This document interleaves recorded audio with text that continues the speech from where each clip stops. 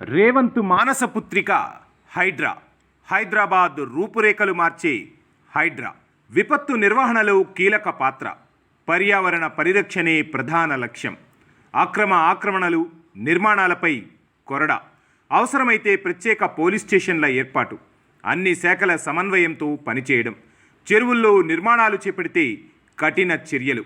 ఆక్రమణలకు గురైన చెరువుల్లో 60% భూమి.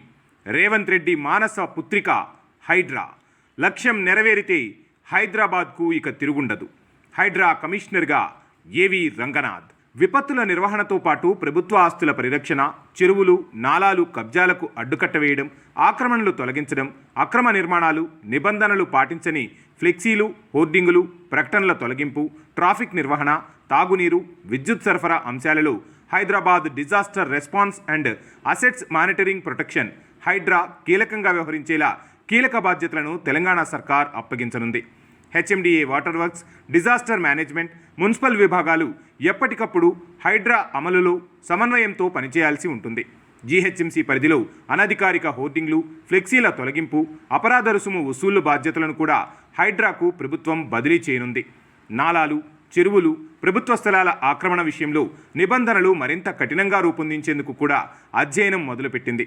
నిజానికి హైడ్రా ముఖ్యమంత్రి రేవంత్ రెడ్డి మానస పుత్రిక అనే చెప్పాలి. హైడ్రా ప్రధాన విధులు: మొదటగా ఆస్తుల పరిరక్షణ విభాగం. పార్కులు, క్రీడా మైదానాలు, పెద్ద చెరువులు, రోడ్లు, ఫుట్పాత్లు మొదలైన ప్రభుత్వ, స్థానిక సంస్థలకు చెందిన ఆస్తులను కాపాడటం. ఆక్రమణల తొలగింపు సందర్భంగా జీహెచ్ఎంసీ, హెచ్ఎండిఏ మరియు స్థానిక సంస్థల సహకారం తీసుకోవడం.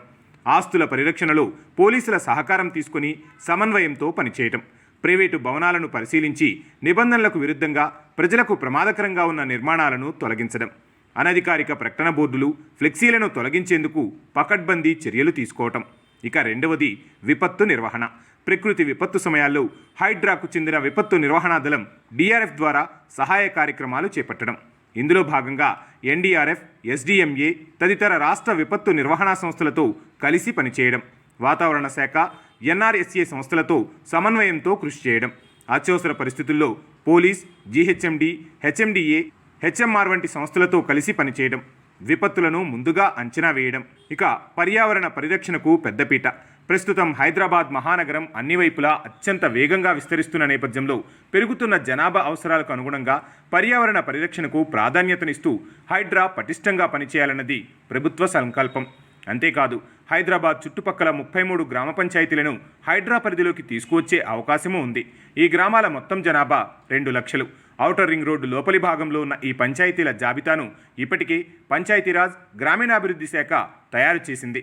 ప్రస్తుత కాంగ్రెస్ ప్రభుత్వం ఈ హైడ్రా పరిధిని ఓఆర్ఆర్ పరిధికి విస్తరించాలన్న ఉద్దేశంతో ఉన్న నేపథ్యంలో ఈ పరిధిలో ఉండే పంచాయతీల జాబితాను సిద్ధం చేశారు. ప్రస్తుతం ఓఆర్ఆర్ పరిధిలో 30 మున్సిపాలిటీలు, 7 మున్సిపల్ కార్పొరేషన్లు ఉన్నాయి. ఇక ఇవన్నీ హైడ్రా పరిధిలోకి రానున్నాయి. వీటితో పాటు 33 గ్రామ పంచాయతీలను కూడా హైడ్రా పరిధిలోకి తీసుకురానుండటంతో ఈ ప్రాంతాల్లో రియల్ ఎస్టేట్ మరింత జోరందుకుంటుందని అంచనా. ప్రభుత్వం హైడ్రాకు అప్పగించే అతి ముఖ్యమైన బాధ్యత చెరువులు, నాలాల ఆక్రమణలను తొలగించడం.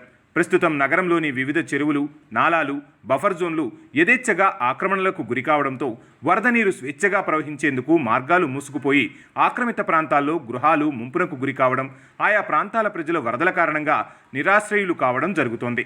ఈ విధంగా ఆక్రమించి నిర్మించిన అక్రమ నిర్మాణాలను తొలగిస్తే ఈ వరద సమస్యకు శాశ్వత పరిష్కారం లభించడమే కాదు, పర్యావరణ పరిరక్షణ కూడా సాధ్యం కాగలదు.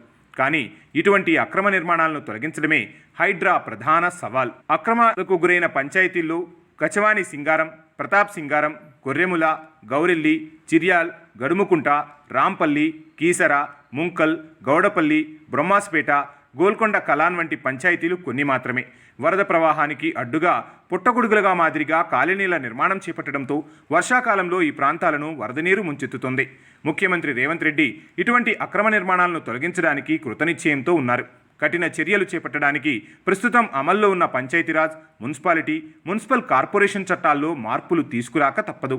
హైడ్రా కోరలకు మరింత పదును పెట్టాలంటే ఈ దిశగా ప్రభుత్వం చర్యలు తీసుకోవడం తప్పనిసరి. ఈ నేపథ్యంలో ముందుగా ఆర్డినెన్స్ రూపంలో హైడ్రాకు మరిన్ని అధికారాలను కట్టబెట్టి తర్వాత అసెంబ్లీలో ఆమోదం పొందాలన్న ఆలోచనతో ప్రభుత్వం ఉంది. ప్రస్తుతం ముఖ్యమంత్రి ఈ విషయంలో న్యాయ నిపుణులను సంప్రదిస్తున్నట్లు తెలుస్తోంది. GHMC commissioner of enforcement vigilance and disaster management ఏవి రంగనాథ్ను ప్రస్తుతం హైడ్రాకు కమిషనర్గా ప్రభుత్వం నియమించింది. కుప్పలు తెప్పలుగా ఫిర్యాదులు. ఇప్పటికే జీహెచ్ఎంసీ పరిధిలో అక్రమాలపై హైడ్రాకు కుప్పలు తెప్పలుగా ఫిర్యాదులు రావడంతో ఈ సమస్యలను పరిష్కరించేందుకు ప్రత్యేక పోలీస్ స్టేషన్లను ఏర్పాటు చేయాలని సర్కార్ తలస్తోంది. ఈ విధంగా ఏర్పాటయ్యే పోలీస్ స్టేషన్ల సహాయంతో ప్రభుత్వ భూములు, నాలాలు, చెరువులను ఆక్రమించిన వారిపై కఠిన చర్యలు తీసుకోవాలని కమిషనర్ ఏవి రంగనాథ్ నేతృత్వంలోని హైడ్రా విభాగం కృతనిశ్చయంతో ముందుకు సాగుతోంది. ప్రస్తుతం హైడ్రా పరిధి 2,500 చదరపు కిలోమీటర్లుగా ఉంది. ప్రస్తుతం ఈ విభాగానికి 200 కోట్ల బడ్జెట్ కేటాయింపులు జరగగా అక్రమార్కులపై కఠిన చర్యలు తీసుకునేందుకు రంగనాథ్ ఉపక్రమిస్తున్నారు.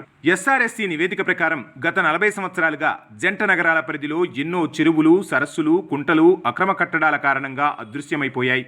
వీటిలో కొన్ని చెరువులు 60%, మరికొన్ని 80% వరకు ఆక్రమణలకు గురయ్యాయి.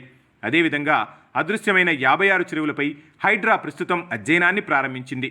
గతంలో ఈ చెరువుల మొత్తం విస్తీర్ణం 40.35 చదరపు కిలోమీటర్లు. ప్రస్తుతం ఇవి కేవలం 16.9 చదరపు కిలోమీటర్లు కుంచుకుపోగా మిగిలిన 24.26 చదరపు కిలోమీటర్లు ఆక్రమణలకు గురయ్యాయి. అంటే చెరువుల ఆస్తుల విస్తీర్ణంలో 60% ఆక్రమణలకు గురైందని తాజా గణాంకాలు స్పష్టం చేస్తున్నాయి. ఈ చెరువుల పరిధిలోని ఆక్రమణలను హైడ్రా గుర్తించడమే కాదు, ఇక ముందు వీటిని నివారించకపోతే భవిష్యత్తులో మిగిలిన భాగాలు కూడా ఆక్రమణల కింద కనుమరుగైపోవడం ఖాయమన్న సత్యాన్ని కూడా అవగతం చేసుకుంది ప్రస్తుత ప్రభుత్వం.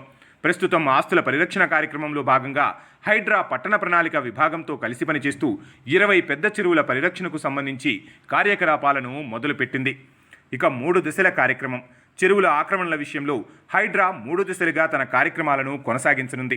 మొదటి దశలో ఆక్రమణల నివారణ, రెండో దశలో అక్రమంగా ఆక్రమించి నిర్మించిన భవనాలకు అనుమతుల రద్దు మరియు అటువంటి వారిపై కఠిన చర్యలకు ఉపక్రమించడం. ఇక 3వ దశలో ఆయా చెరువుల్లో పూడికతీత పనులు చేపట్టడం, అదేవిధంగా వర్షపు నీటిని ఆయా చెరువుల్లోకి మామూలుగా వెళ్లేందుకు మార్గం సుగమం చేయటం. ఇదే సమయంలో ఆయా ప్రాంతాల్లో పర్యావరణ పునరుద్ధరణ కూడా జరుగుతోంది. జీహెచ్ఎంసీ పరిధిలో 400 చెరువులున్నాయి.